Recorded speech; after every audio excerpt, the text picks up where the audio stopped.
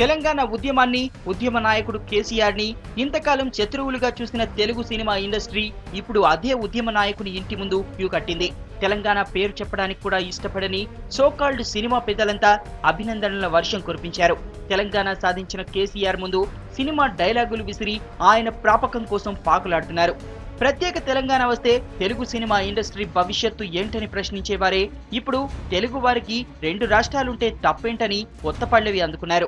ఒకే ఒక వ్యక్తి పోరాటాన్ని సాధించి విజయ దుందుబిం రోగించాడు కేసీఆర్ గారు. Only one man, hats up to him. నేను ఎప్పుడూ చెప్పాను, వాళ్ళందరికీ అభినందనలు కూడా తెలియజేశాను.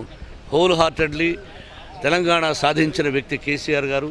ఆయన పరిపాలనలో తెలంగాణ ప్రజలు సుఖశాంతులతో ఉంటారని కోరుకుంటున్నాను. పేదవాళ్ల భూముల్ని వేల ఎకరాల భూ కబ్జా చేసేశారు చాలామంది.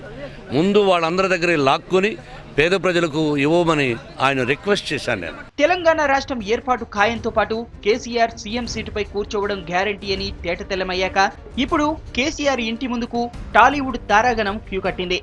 మూవీ మొఘల్ రామానాయుడుతో పాటు సురేష్ బాబు, మురళీమోహన్, వేణుమాధవ్ లాంటి ఆర్టిస్టులంతా కేసీఆర్ ని కలిసి అభినందనలు తెలిపారు.